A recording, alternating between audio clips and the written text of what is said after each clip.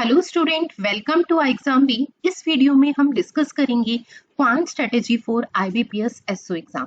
IBPS SO के लिए quant कैसे प्रिपेयर करें, कौन से हमारे क्वांट सेक्शन में ऐसे टॉपिक हैं जिनको हम बहुत ही अच्छे से प्रिपेयर करें या जिनका वेटेज काफी हाई है। ठीक है, तो आज इस वीडियो का मेन मोटिव सिर्फ यही है कि क्वांट हम कैसे प्रिपेयर करें, कौन से टॉपिक हमारे लिए इंपॉर्टेंट है, यानी quant strategy for IBPS SO for 2022। IBPS SO exam का एग्जाम पैटर्न देखते हैं।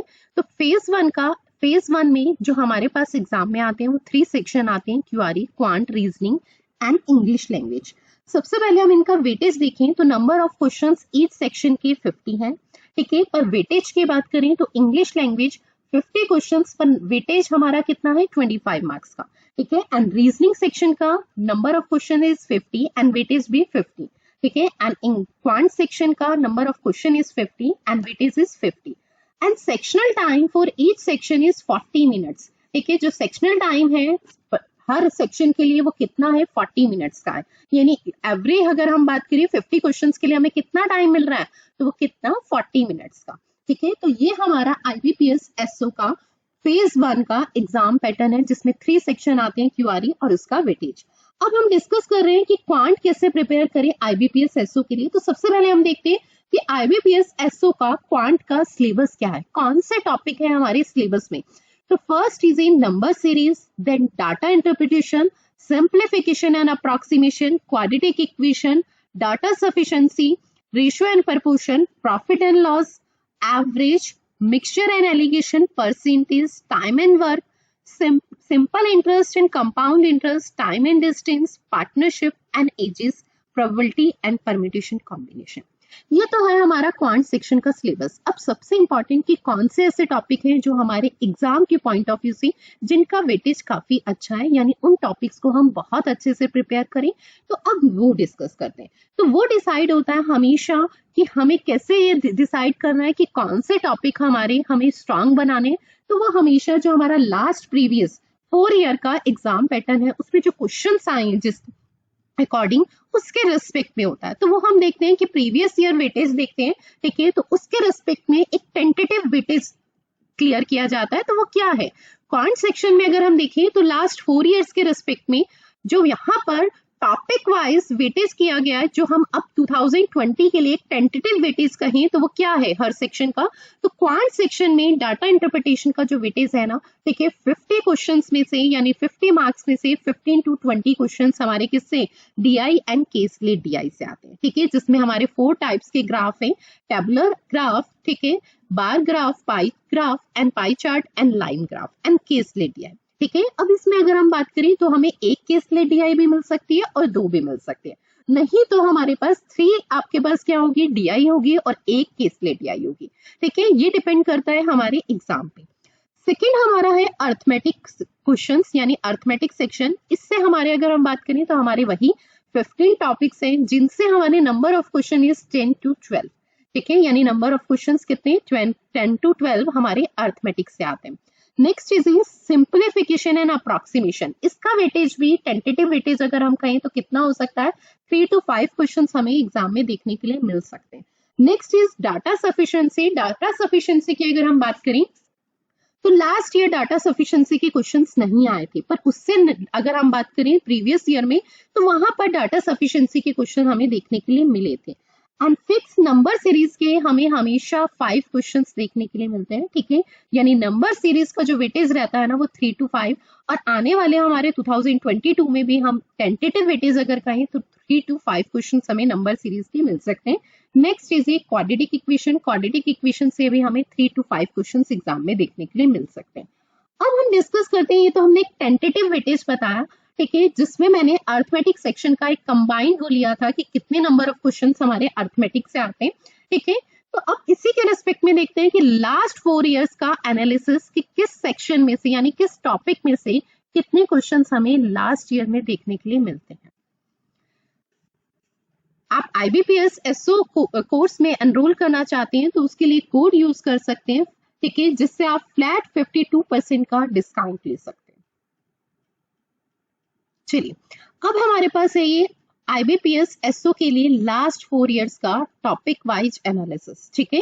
सबसे इंपॉर्टेंट आपको पहले ही क्लियर विजिबल हो रहा है, जिस टॉपिक का वेटेज सबसे हाई है वो सबसे ऊपर है, ठीक है। यानी हमारी जो DI है, DI से 2021 में, 2019 एंड 18 में, ठीक है। अगर हम नंबर ऑफ क्वेश्चंस कहें तो 21 में 15 क्वेश्चन आए थे, यानी 3 DI की आई होगी हमारे पास, ठीक है। 2020 में 10 क्वेश्चंस आए थे, यानी 2 DI आई होगी, एंड 2019 में भी हमारे पास 10 क्वेश्चन आए थे, ठीक है। तो यानी 2 DI आई होंगी, एंड 2018 में हमारे पास 20 क्वेश्चंस, यानी जाहिर सी बात है 4 DI आई होगी।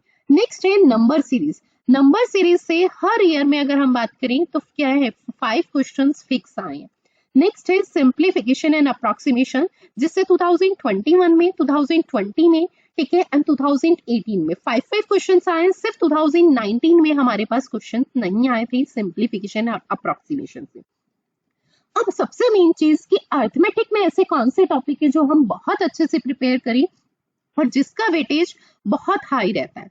सबसे मेन क्या होता है स्टूडेंट के लिए कि मैम अर्थमेटिक में ऐसे कौन से टॉपिक हैं जो अगर हम सिलेबस में बात करें तो देखिए हमारे 15 टॉपिक्स आते हैं अर्थमेटिक सेक्शन में, जिसमें से कुछ टॉपिक ऐसे हैं जो काफी लेंथी है, ठीक है, और कुछ टॉपिक ऐसे हैं जो हमारे बहुत ही छोटे हैं पर उनसे फिक्स क्वेश्चन आते हैं। For example partnership and problems of ages, अगर आप इस टॉपिक का वेटेज देखिए तो हर ईयर बहुत अच्छा वेटेज है, ठीक है। लास्ट 3 इयर्स में अगर हम इसे ऑब्जर्व करें तो 2 क्वेश्चंस, यानी एक पार्टनरशिप से एंड एक प्रॉब्लम ऑफ एजेस से हमें देखने के मिलता है, और ये टॉपिक बहुत ही छोटा है, और इस टॉपिक से हमेशा जब भी क्वेश्चन आते हैं तो वो इजी लेवल के आते हैं। तो हमें ऐसे टॉपिक्स को हमेशा कवर करना चाहिए, और कभी भी इस टाइप के इन टॉपिक से जो भी क्वेश्चंस आए उन्हें बिल्कुल भी स्किप नहीं करना चाहिए। हमेशा हमें पहले वो क्वेश्चंस पिक करने चाहिए जो इजी टू मॉडरेट हो, ठीक है। लास्ट में हमें उन क्वेश्चंस को अटेंड करना चाहिए जो थोड़ी सी डिफिकल्ट होते हैं। तो हमारे एग्जाम में आर्ट ऑफ स्किपिंग का सबसे इंपॉर्टेंट रोल है, ठीक है। वो भी बताऊंगी कि कैसे है आर्ट ऑफ स्किपिंग, कैसे हमें एग्जाम को अटेम्प्ट करना है।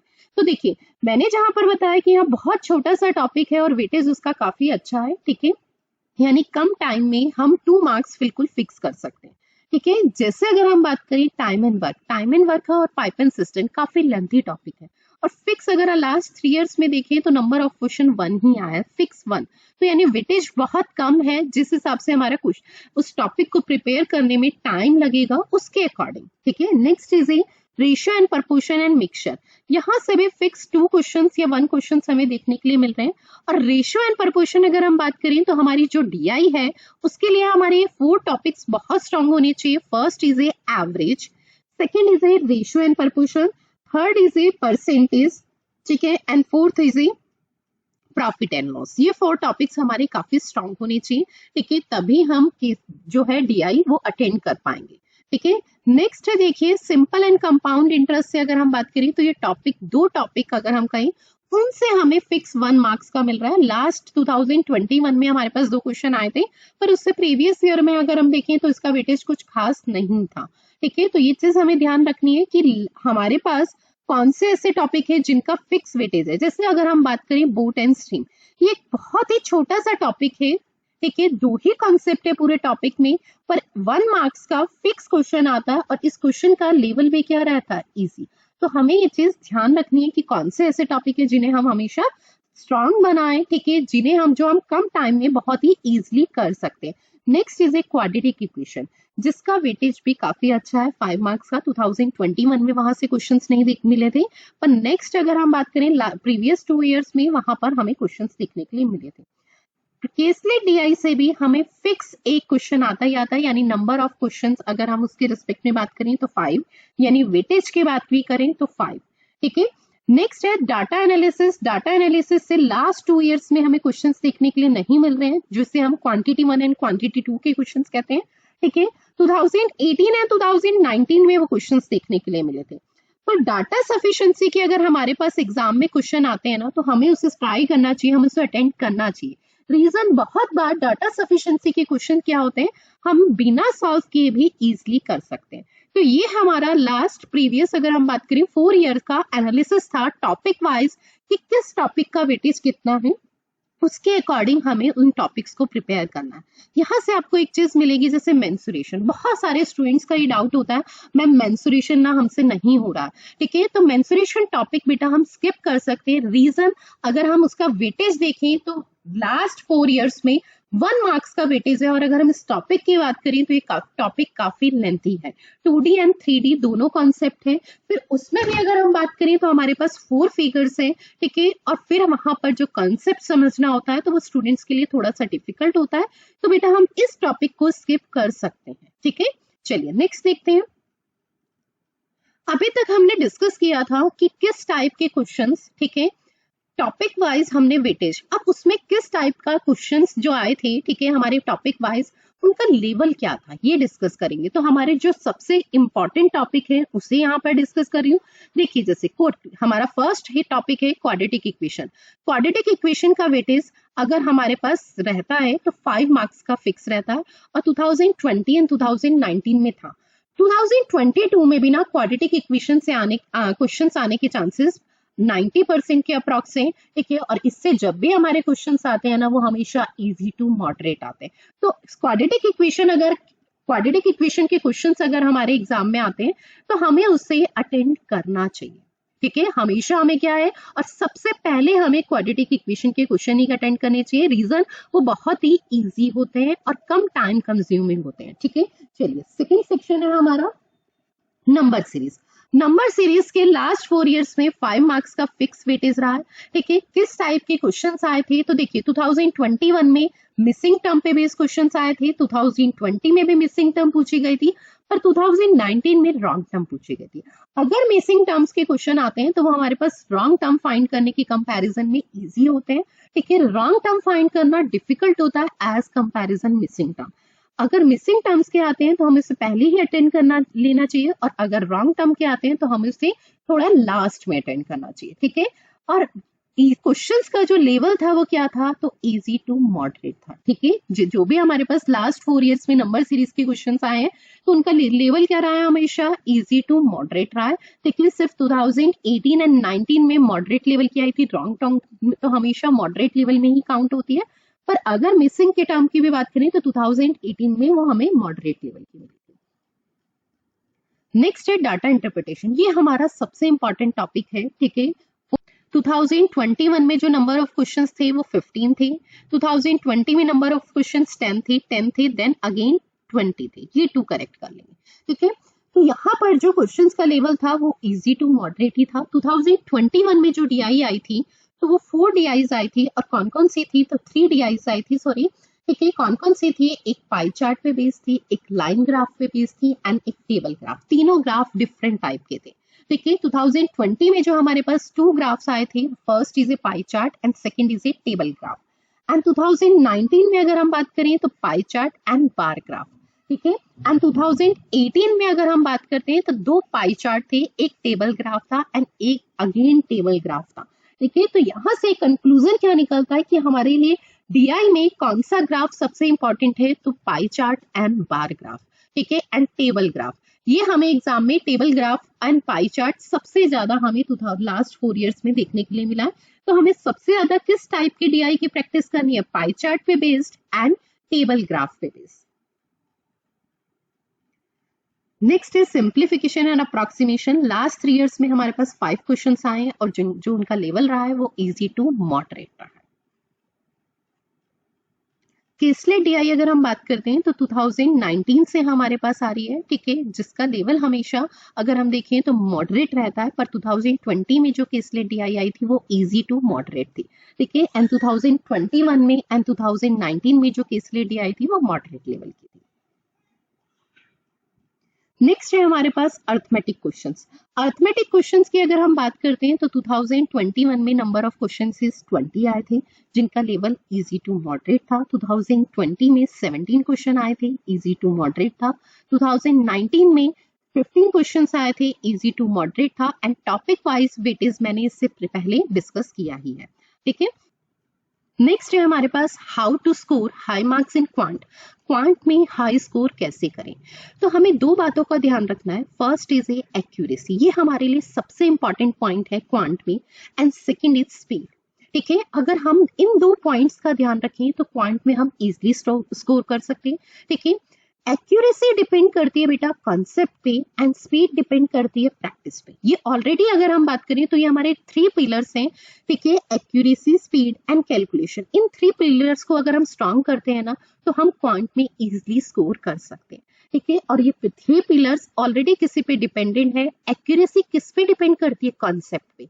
अगर हमारे कॉन्सेप्ट क्लियर है ना तो एक्यूरेसी अपने आप इंप्रूव होगी।